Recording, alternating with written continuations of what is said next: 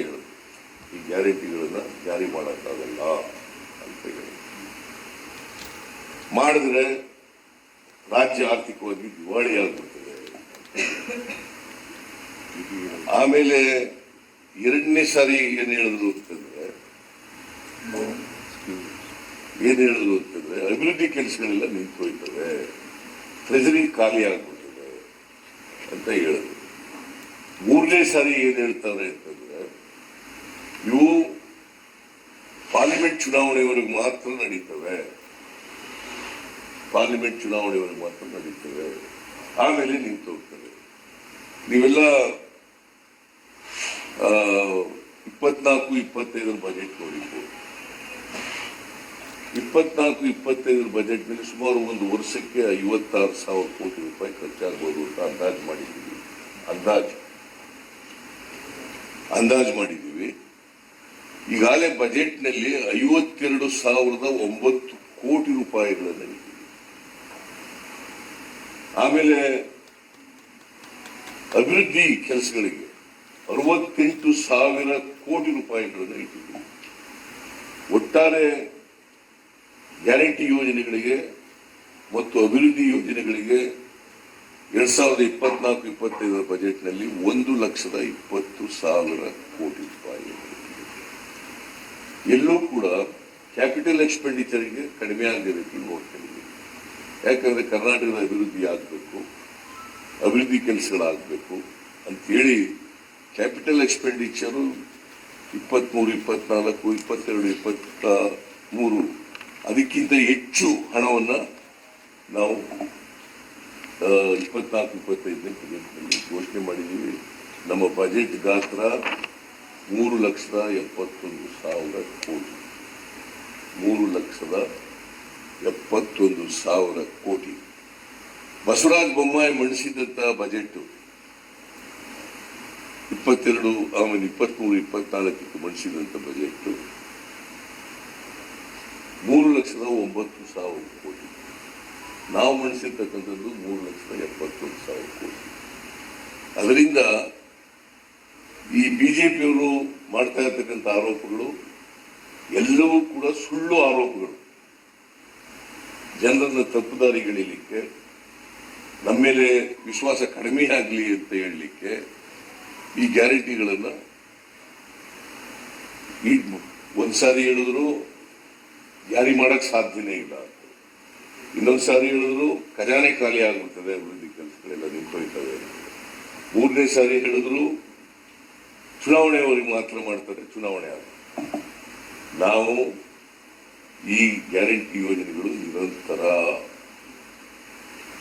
ಯಾಕಂತಂದ್ರೆ ಬಿಜೆಪಿಯವರಿಗೆ ಗ್ಯಾರಂಟಿ ಯೋಜನೆಗಳು ಕಂಡ್ರೆ ಆಗಲ್ಲ,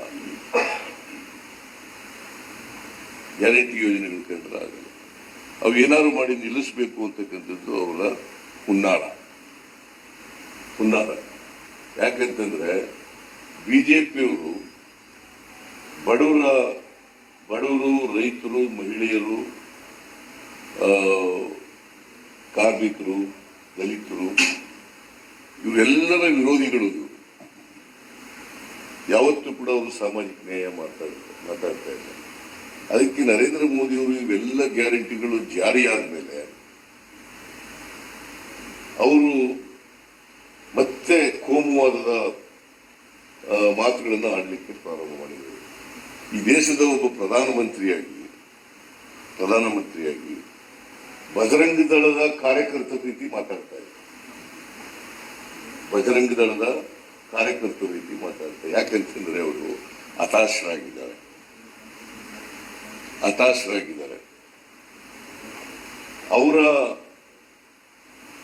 ಅವರಿಗೆ ಗೊತ್ತಾಗಿದೆ ಈ ಚುನಾವಣೆಯಲ್ಲಿ ಸೋಲ್ತೀವಿ ಅಂತಕ್ಕಂಥ ಭಯ ಬಂದಿದೆ ಅವರಿಗೆ.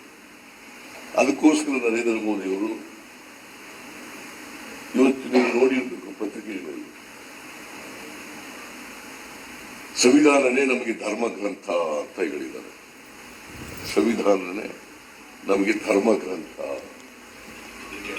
ಇವರು ಸಂವಿಧಾನ ರಚನೆಯಾದ ಮೇಲೆ ಬಾಬಾ ಸಾಹೇಬ್ ಅಂಬೇಡ್ಕರ್ ಅವರು ಸಂವಿಧಾನ ರಚನಾ ಸಮಿತಿಯ ಅಧ್ಯಕ್ಷರಾಗಿ ಆ ಸಂವಿಧಾನವನ್ನು ನಮ್ಮ ದೇಶಕ್ಕೆ ಕಾನ್ಸ್ಟಿಟ್ಯೂಂಟ್ ಅಸೆಂಬ್ಲಿಗೆ ಅಂಗೀಕಾರ ಆದಾಗ ಜಾರಿಯಾದಾಗ 1950 ಜನವರಿ 26ನೇ ತಾರೀಕು ಜಾರಿಯಾದಾಗ ಅವರ ಪತ್ರಿಕೆ ಆರ್ಗನೈಸರ್ನಲ್ಲಿ ಏನ್ ಬರೆದರು ಅಂತಕ್ಕಂಥದ್ದು ಇವತ್ತು ಕೂಡ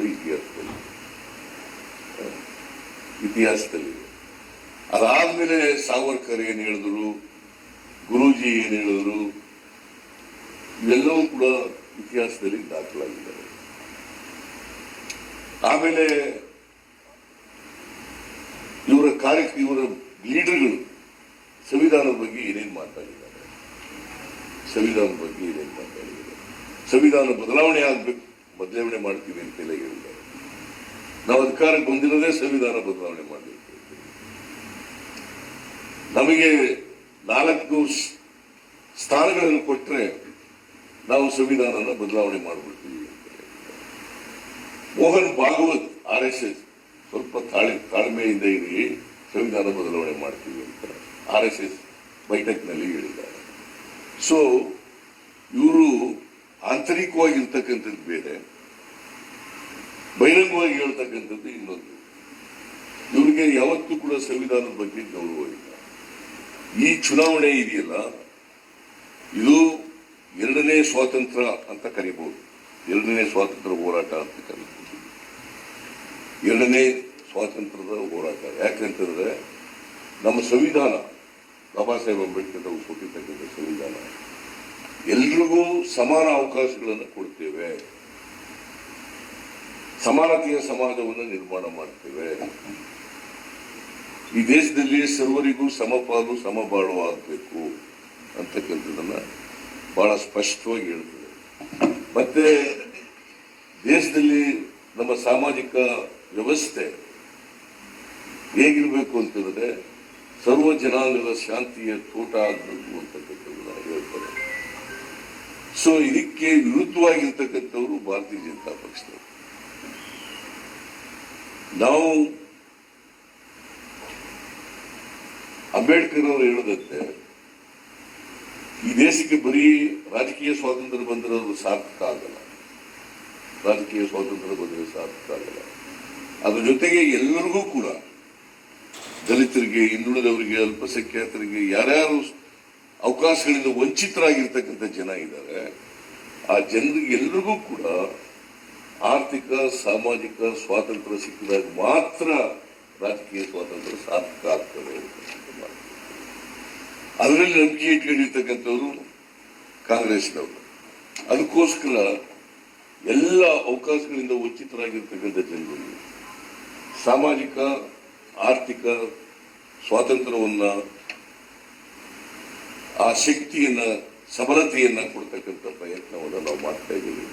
ಅದಕ್ಕೋಸ್ಕರನೇ ಈ 5 ಗ್ಯಾರಂಟಿಗಳನ್ನ ನಾವು ಘೋಷಣೆ ಮಾಡಿ ಜಾರಿಗೆ ಮಾಡಿರ್ತಕ್ಕಂಥದ್ದು. ಪ್ರತಿಯೊಬ್ಬರಿಗೂ ಕೂಡ ಆರ್ಥಿಕ ಸಾಮಾಜಿಕ ಶಕ್ತಿ ಬರಬೇಕು, ಕೊಂಡ್ಕೊಳ್ತಕ್ಕಂಥ ಶಕ್ತಿ ಆಗಬೇಕು. ಯಾಕಂದ್ರೆ ನರೇಂದ್ರ ಮೋದಿ ಅವರು 10 ವರ್ಷಗಳಲ್ಲಿ ಅವರು ಪ್ರಧಾನಮಂತ್ರಿಯಾಗಿ 10 ವರ್ಷ ಆಗಿ ಇವತ್ತಿನವರೆಗೆ ಎಲ್ಲೂ ಕೂಡ ನಾನು 10 ವರ್ಷಗಳಲ್ಲಿ ಏನ್ ಸಾಧನೆ ಮಾಡಿದ್ದೀನಿ ಅಂತ ಹೇಳೋದಿಲ್ಲ. ಎಲ್ಲರೂ ನೀವು ನೋಡಿದ್ದೀರ ಅವ್ರ ಭಾಷಣಗಳಲ್ಲಿ 10 ವರ್ಷಗಳಲ್ಲಿ ಇಂಥ ಸಾಧನೆಗಳನ್ನು ಮಾಡಿದ್ದೀನಿ, ಅಥವಾ 2014ರಲ್ಲಿ ಕೊಟ್ಟಿರ್ತಕ್ಕಂಥ ಇಂಥ ಭರವಸೆಗಳನ್ನು ಈಡೇರಿಸಿದ್ದೇನೆ ಎಲ್ಲರೂ ಹೇಳಿದಾರ? ಓಲಿ 10 ವರ್ಷದಲ್ಲಿ 10 ಸಾಧನೆಗಳನ್ನು ನಾವು ಹೇಳಬೇಕಲ್ಲ. ಒಂದು ಸಾಧನೆಯೂ ಕೂಡ ಇವತ್ತಿನವರೆಗೆ ಹೇಳಲಿಕ್ಕಾಗಿಲ್ಲ. ಅದ್ರ ಬದಲು ಏನ್ ಮಾಡ್ತಾ ಇದ್ದಾರೆ? ದ್ವೇಷದ ರಾಜಕಾರಣ ಮಾಡ್ತಕ್ಕಂಥ, ದ್ವೇಷದ ಭಾಷಣ ಮಾಡ್ತಕ್ಕಂಥ, ದೇಶ ಒಡಿತಕ್ಕಂಥ ಪ್ರಯತ್ನವನ್ನು ಮಾಡ್ತಾ ಇದ್ದಾರೆ. 10 ವರ್ಷಗಳಲ್ಲಿ ಮಾಡಿರ್ತಕ್ಕಂಥದ್ದು ಮತಗಳ ಕ್ರೋಢೀಕರಣಕ್ಕೋಸ್ಕರ, ಧರ್ಮ ಕ್ರೋಢೀಕರಣಕ್ಕೋಸ್ಕರ ಅವರು ಮಾಡಿರ್ತಕ್ಕಂಥ ಕೆಲಸ ಅಷ್ಟೇ. ಅದಕ್ಕೋಸ್ಕರನೇ ರಾಹುಲ್ ಗಾಂಧಿಯವರು ಕನ್ಯಾಕುಮಾರಿಯಿಂದ ಕಾಶ್ಮೀರದವರೆಗೆ ಮತ್ತೆ ಮಣಿಪುರದಿಂದ ಮುಂಬೈವರೆಗೆ ಅವರು ಪಾದಯಾತ್ರೆಯನ್ನು ಮಾಡಿದ್ರು. ಮೊದಲನೇ ಹಂತದಲ್ಲಿ, 2ನೇ ಹಂತದಲ್ಲಿ ನ್ಯಾಯ ಯಾತ್ರೆಯನ್ನ ಮಾಡಿದ್ರು. ಸೊ ಯಾಕೆ ಮಾಡಿದ್ರು ಅಂತಂದ್ರೆ 10 ವರ್ಷಗಳಲ್ಲಿ ಜನರ ಮನಸ್ಸನ್ನ ಹಾಳು ಮಾಡಿದ್ದಾರೆ, ದ್ವೇಷದ ರಾಜಕಾರಣ ಮಾಡಿ ದೇಶ ವಿಭಜನೆ ಮಾಡ್ತಕ್ಕಂಥ ಕೆಲಸವನ್ನು ಮಾಡಿದ್ದಾರೆ. ಅದಕ್ಕೋಸ್ಕರ ಮನಸ್ಸುಗಳನ್ನು ಒಗ್ಗೂಡಿಸ್ತಕ್ಕಂಥ ಕೆಲಸ ಆಗಬೇಕು ಅಂತೇಳಿ ಅವರು ಈ ದೇಶ ತುಂಬಾ ಬಹುಶಃ ಯಾರು ಕೂಡ ಇಷ್ಟೊಂದು ಪಾದಯಾತ್ರೆ ಮಾಡ್ತಕ್ಕಂಥದ್ದು, ನ್ಯಾಯಯಾತ್ರೆ ಮಾಡ್ತಕ್ಕಂಥ ಕೆಲಸವನ್ನ ಮಾಡಿರಲಿಲ್ಲ. ಸೊ ಅದರ ಈ ಅವರು ಪಾದಯಾತ್ರೆ ನ್ಯಾಯಯಾತ್ರೆ ಮಾಡೋದ್ರ ಪರವಾಗಿನೇ ಈ ದೇಶದಲ್ಲಿ ಸಮಸ್ಯೆಗಳೇನು ಅಂತಕ್ಕಂಥದ್ದು ಅರ್ಥ ಆಗಿದೆ. ಆ ಸಮಸ್ಯೆಗಳಿಗೆ ಪರಿಹಾರ ಏನು ಕೊಡಬೇಕು ಅಂತಕ್ಕಂಥದ್ದನ್ನು ಕೂಡ ಯೋಚನೆ ಮಾಡಿ ಇವತ್ತು ಕಾಂಗ್ರೆಸ್ ಪಕ್ಷ ಕೇಂದ್ರದಲ್ಲಿ ಅಧಿಕಾರಕ್ಕೆ ಬಂದರೆ ಏನ್ ಮಾಡ್ತೀವಿ ಅಂತಕ್ಕಂಥದ್ದು ಕೂಡ ಹೇಳಿದ್ದಾರೆ. 25 ಗ್ಯಾರಂಟಿಗಳನ್ನು ಘೋಷಣೆ ಮಾಡಿದ್ದಾರೆ. ಅದರಲ್ಲಿ ಮಲ್ಲಿಕಾರ್ಜುನ ಖರ್ಗೆ ಅವರು ಮತ್ತು ರಾಹುಲ್ ಗಾಂಧಿ ಅವರು 5 ಗ್ಯಾರಂಟಿಗಳಿಗೆ ಸೈನ್ ಮಾಡಿದ್ದಾರೆ. ಸೈನ್ ಮಾಡಿ ಎಲ್ಲ ಕಡೆ ಹಂಚತಕ್ಕಂಥ ಕೆಲಸ. ನಾವು ಒಬ್ಬ ಮಹಿಳೆಗೆ, ಮನೆ ಯಜಮಾನಿಗೆ ತಿಂಗಳಿಗೆ 2,000 ರೂಪಾಯಿ ಕೊಟ್ಟರೆ ಅವರು ಒಂದು ವರ್ಷಕ್ಕೆ 1 ಲಕ್ಷ ಕೊಡ್ತೀವಿ ಅಂತ ಹೇಳಿದ್ದಾರೆ. ಒಂದು ಬಡ ಕುಟುಂಬದ ಐ ಆಮ್ ಅಂಡರ್ಲೈನಿಂಗ್ ದಿಸ್, ಬಡ ಕುಟುಂಬದ ಮಹಿಳೆಗೆ 1 ಲಕ್ಷ ರೂಪಾಯಿ ಕೊಡ್ತೀವಿ ಅಂತ ಹೇಳಿದ್ದಾರೆ. ಮತ್ತೆ ಯುವ ನ್ಯಾಯ ಅಂತೇಳಿ ಇದು ಮಹಾಲಕ್ಷ್ಮಿ ಅಂತ ಕರೆದಿದ್ದಾರೆ ಈ ಪ್ರೋಗ್ರಾಮ್. ಯುವ ನ್ಯಾಯ ಅಂತೇಳಿ ನಿರುದ್ಯೋಗಿ ಯುವಕರಿಗೆ, ಯುವತಿಯರಿಗೆ 1 ಲಕ್ಷ ರೂಪಾಯಿ ಅಪ್ರೆಂಟಿಸ್ಶಿಪ್ ಕೊಡ್ತಾರೆ. ಆಮೇಲೆ ರೈತರು ಅನೇಕ ತಿಂಗಳುಗಳಿಂದ ಹೋರಾಟ ಮಾಡ್ತಾ ಇದ್ದಾರೆ. ನಮಗೆ ನಾವು ಬೆಳೆದಂಥ ಬೆಳೆಗಳಿಗೆ ನ್ಯಾಯಯುತವಾದಂಥ ಬೆಲೆ ಕೊಡಿ, ಸ್ವಾಮಿನಾಥನ್ ವರದಿಯಿಂದ ಜಾರಿ ಮಾಡಿ, ಸಾಲ ಮನ್ನಾ ಮಾಡಿ ಅಂತೇಳಿ ರೈತರ ಭಾವನೆಗಳನ್ನು ಮನ್ನಿಸಬೇಕು ಅಂತೇಳಿ, ರೈತರಿಗೆ ಸಹಾಯ ಮಾಡಬೇಕು ಅಂತೇಳಿ ಇವತ್ತು ರೈತ ನ್ಯಾಯ ಅಂತಕ್ಕಂಥ ಹೆಸರಿನಲ್ಲಿ ರೈತರು ಮಾಡಿರ್ತಕ್ಕಂಥ ಸಾಲವನ್ನ ಮನ್ನಾ ಮಾಡ್ತಕ್ಕಂಥದನ್ನ ತೀರ್ಮಾನ ಮಾಡ್ತಾ ಇದ್ದಾರೆ. ಅದು ಅಧಿಕಾರಕ್ಕೆ ಬಂದರೆ ಕಾಂಗ್ರೆಸ್ ರೈತರ ಸಾಲ ಮನ್ನಾ ಮಾಡಿ, ಯಾವತ್ತೂ ಕೂಡ ನರೇಂದ್ರ ಮೋದಿಯವರು ಇವತ್ತಿನವರೆಗೂ 1 ರೂಪಾಯಿ ರೈತರ ಸಾಲ ಮನ್ನಾ ಮಾಡಿಲ್ಲ. ಅನೇಕ ಸಾರಿ ರೈತರು ಒತ್ತಾಯ ಮಾಡಿದ್ರು ಕೂಡ ಮಾಡಲಿಲ್ಲ. ಸ್ವಾಮಿನಾಥನ್ ವರದಿಯನ್ನು ಜಾರಿ ಮಾಡ್ತೀವಿ ಅಂತೇಳಿ ಮಾಡಲಿಲ್ಲ. ಯಾಕಂದ್ರೆ ಸ್ವಾಮಿನಾಥನ್ ವರದಿ ಏನು ಹೇಳ್ತದೆ ಅಂತಂದ್ರೆ, ಎಷ್ಟು ವ್ಯವಸಾಯಕ್ಕೆ ಖರ್ಚಾಗ್ತದೆ ಅದ್ರ ಮೇಲೆ 50% ಕೊಡಬೇಕು ಅಂತ ಹೇಳ್ತಾರೆ. ಎಷ್ಟು ವ್ಯವಸಾಯಕ್ಕೆ ಈಗ 1 ಲಕ್ಷ ರೂಪಾಯಿ ವ್ಯವಸಾಯಕ್ಕೆ ಖರ್ಚಾದ್ರೆ 1.5 ಲಕ್ಷ ರೂಪಾಯಿ ಸಿಕ್ಕಂಗೆ ಮಾಡಬೇಕು. ಬೆಳೆಗೆ ಅವ್ರು ಬೆಳೆದಂಥ ಬೆಳೆಗಳಿಗೆ 1.5 ಲಕ್ಷ ರೂಪಾಯಿ ಸಿಕ್ಕಂಗೆ ಮಾಡಬೇಕು ಅಂತ ಹೇಳ್ತಾರೆ. ಅದನ್ನ ಮಾಡಲಿಲ್ಲ. ಆಮೇಲೆ MSP ಕೊಡುವಾಗ ಅದನ್ನ ಕಾನೂನು ಚೌಕಟ್ಟು ತರಬೇಕು ಅಂತ ಹೇಳ್ತಾರೆ. ಅದನ್ನು ಕೂಡ ಮಾಡಲಿಲ್ಲ. ಇವ್ರು ಸಾಲ ಯಾರನ್ನು ಮನ್ನಾ ಮಾಡಿದ್ರಪ್ಪ ಅಂತಂದ್ರೆ, ಅಂಬಾನಿ ಅದಾನಿ ಅಂತ ದೊಡ್ಡ ದೊಡ್ಡ ಕಾರ್ಪೊರೇಟ್ ಬಾಡಿಗಳಿಗೆ 16 ಲಕ್ಷ ಕೋಟಿ ಸಾಲ ಮನ್ನಾ ಮಾಡಿದ್ರು. ರೈತರ ಸಾಲ ಮನ್ನಾ ಮಾಡಲಿಲ್ಲ. ನಿಮಗೆ ಆಶ್ಚರ್ಯ ಆಗ್ಬೋದು, ಬಹುಶಃ ಇವತ್ತು ಕೂಡ ರೆಕಾರ್ಡ್ನಲ್ಲಿದೆ ಅದು. ನಾನು ಯಡಿಯೂರಪ್ಪನವ್ರಿಗೆ ನಾನಲ್ಲ, ಉಗ್ರಪ್ಪನವರು ಯಡಿಯೂರಪ್ಪನವರಿಗೆ ಕೌನ್ಸಿಲ್ನಲ್ಲಿ ಉಗ್ರಪ್ಪ ಅಂತ ನಮ್ಮ ಪಾರ್ಟಿ ಲೀಡರ್, ಅವರು ಸಾಲ ಮನ್ನಾ ಮಾಡ್ರಿ ಅಂತ ಹೇಳಿದ್ರು. ಯಡಿಯೂರಪ್ಪನವ್ರ ಉತ್ತರ ಏನು ಗೊತ್ತಾ, ನಮ್ಮ ಹತ್ರ ನೋಟ್ ಪ್ರಿಂಟ್ ಮಾಡೋ ಮಿಷಿನ್ ಇಲ್ಲ, ಸಾಲ ಮನ್ನಾ ಮಾಡೋಕ್ಕಾಗಲ್ಲ ಅಂತ ಹೇಳಿದ್ರು. It is on record in the council.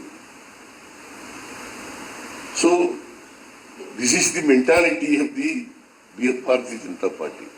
ನಿಮಗೆ ಯಾರು ಸೂರ್ಯ ಅಂತ Tejasvi Surya, Bengaluru south constituency MP, ಅವ್ರು ಏನಂತ ಹೇಳಿದ್ದಾರೆ ಅಂತಂದ್ರೆ, ರೈತರ ಸಾಲ ಮಾಡೋದ್ರಿಂದ ದೇಶಕ್ಕೇನು ಒಳ್ಳೇದಾಗಲ್ಲ. ಅಧಿಕೃತವಾಗಿ ಹೇಳಿರ್ತಕ್ಕಂಥದ್ದು. ಅಧಿಕೃತವಾಗಿ ತೇಜಸ್ವಿ ಸೂರ್ಯ ಹೇಳಿರ್ತಕ್ಕಂಥ ಮಾತು. ಅದರಿಂದ ಭಾರತೀಯ ಜನತಾ ಪಕ್ಷದವರಿಗೆ ರೈತರ ಸಾಲ ಮನ್ನಾ ಮಾಡಬಾರದು ಅಂತಕ್ಕಂಥದ್ದು ಅವರ ಹಿಡಲಾಗಿಲ್ಲ. ಅದರಿಂದ ರೈತರ ಸಾಲ ಕೂಡ ಮನ್ನಾ ಮಾಡಲಿಲ್ಲ. ಆಮೇಲೆ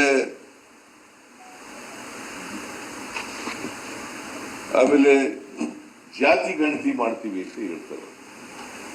ಜಾತಿ ಗಣತಿ ಯಾಕೆ ಮಾಡಬೇಕು ಅಂತ ಹೇಳಿದ್ರೆ ಕರ್ನಾಟಕದಲ್ಲಿ ನಾನೇ ಪ್ರಾರಂಭ ಮಾಡಿದ್ದೆ. ಜಾತಿ ಗಣತಿ ಯಾಕೆ ಮಾಡಬೇಕು ಅಂತ ಯಾರು ಸ್ವಾತಂತ್ರ್ಯ ಬಂದು ಇಷ್ಟು ವರ್ಷಗಳಾದರೂ ಕೂಡ ಇನ್ನೂ ಕೂಡ ಆರ್ಥಿಕವಾಗಿ ಸಾಮಾಜಿಕವಾಗಿ ಯಾರು ಅವಕಾಶಗಳಿಂದ ವಂಚಿತರಾಗಿದ್ದಾರೆ, ಅವ್ರಿಗೆ ಸಾಮಾಜಿಕ ನ್ಯಾಯ, ಆರ್ಥಿಕ ನ್ಯಾಯ, ರಾಜಕೀಯ ನ್ಯಾಯ ಸಿಕ್ಕಿಲ್ಲ. ಅಂಥವರಿಗೆ ಪ್ರಿಫರೆನ್ಷಿಯಲ್ ಟ್ರೀಟ್ಮೆಂಟ್ ಕೊಡ್ಲಿಕ್ಕೋಸ್ಕರ ನಾವು ನಮ್ಮ ಕಾರ್ಯಕ್ರಮಗಳಲ್ಲಿ ಅವರಿಗೆ ಆದ್ಯತೆ ಕೊಡೋದಕ್ಕೋಸ್ಕರ ಈ